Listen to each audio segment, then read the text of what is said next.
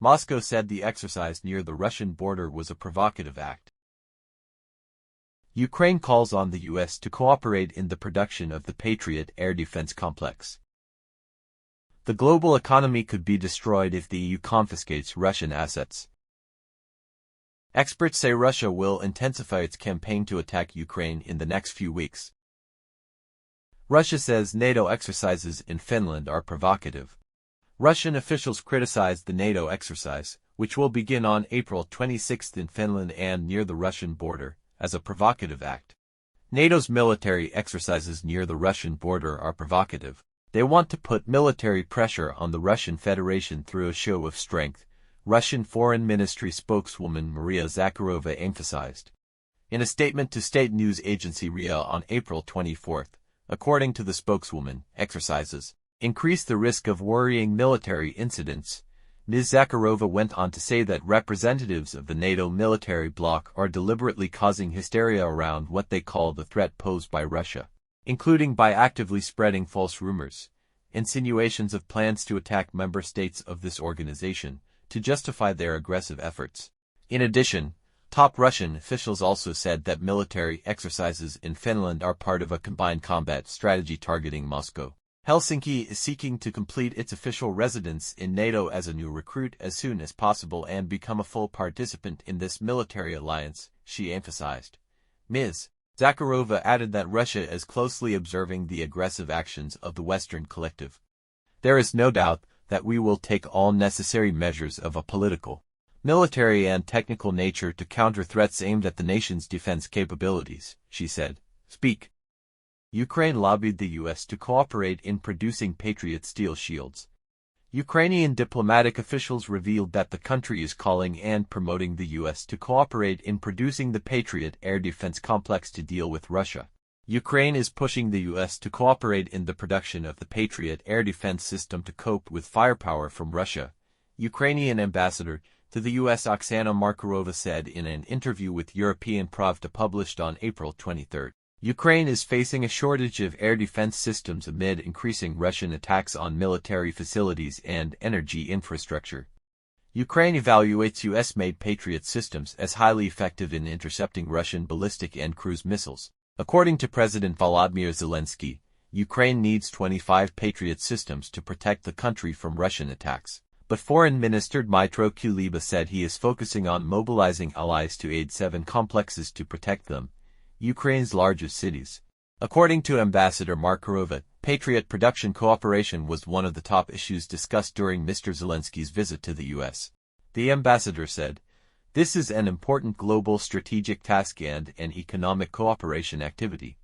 But it is also an activity to increase combat capabilities and produce weapons that Ukraine needs immediately." Representatives of Ukrainian and American businesses reportedly met to discuss investment and cooperation, not only on weapons but also on the materials needed to start the joint production process. "We should start producing many products ourselves, at least components and at most finished products," said official Markarova. Ukraine has joint defense production agreements with several countries, including the United States. Kiev and Washington signed a declaration of intent to cooperate in arms production in December 2023. The agreement between the two countries is expected to contribute to the construction of production facilities in Ukraine to supply weapons to the army, especially air defense equipment and ammunition, as well as repair and maintenance services. In April last year, Ukraine received its first 2 Patriot systems from the US and Germany. In October of the same year, Germany pledged to provide another Patriot system to support Ukraine in dealing with an increase in Russian attacks during the winter months. In April this year, Germany announced that it would provide Ukraine with another Patriot complex. Patriot is a multi-purpose long-range air defense missile system, with a range of 70 to 160 kilometers, capable of operating in all weather conditions. Patriot is capable of intercepting a variety of targets from the air, including fighter aircraft, ballistic missiles and cruise missiles. Confiscation of Russian assets will destroy the global economy. Russia announced that it is ready to retaliate if the EU confiscates Russian assets, and that would likely destroy the global economy. Chairwoman of the Russian Federation Council Russian Senate Valentina Matvienko warned on April 23 that Moscow has drafted a package of retaliatory measures in case Western countries confiscate Russian sovereign assets frozen because of the conflict. Ukraine conflict, RT reported. In an interview with Russian journalist Dmitry Kiselyev, the president of the Federation Council said that a potential move by the EU to confiscate Russian assets would be unprecedented, adding that it would destroy global economy. Of course, it is completely illegal and everyone in Europe understands that they cannot do that, Ms. Matvienko said. Since the start of the Ukraine conflict in February 2022, the West has frozen about $300 billion in Russian central bank assets, most of which are held in the EU. Moscow has repeatedly accused the blockade of being an act of theft. Officials in several Western countries, notably the US and UK, have insisted on the complete confiscation of Russian assets despite widespread concerns that this has no legal basis. On the contrary, the EU is reluctant to do so out of fear of Russian retaliation. Ms. Matvienko emphasized that Russia has prepared a response to the possibility of confiscation. We have a bill and are ready to consider it to respond immediately. The EU will lose more than Russia. Of course, they are afraid of this, especially when their economy is collapsing, said the chairman of the Federal Council. Senator Matvienko said that the U.S. has crushed the EU, both in politics, economics, security and defense. Now the U.S. wants to strangle even more to make the EU less competitive, Ms. Matvienko said.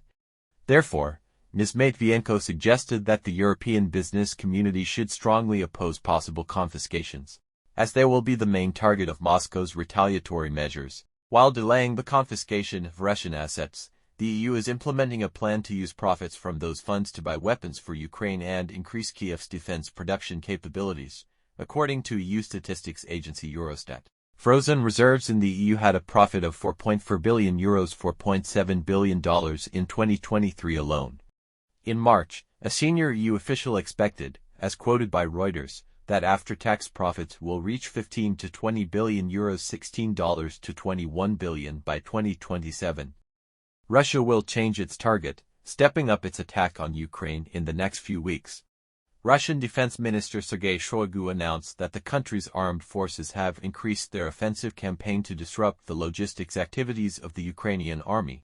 The US-based Institute for the Study of War ISW believes that Russian forces will likely increase drone and missile attacks in the coming weeks to cause maximum damage to the country.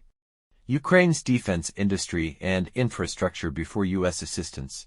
Defense analysts say Shoigu's focus on Ukraine's logistics attacks shows that Moscow forces may change their target mix to target transportation and logistics infrastructure and Ukrainian military warehouses.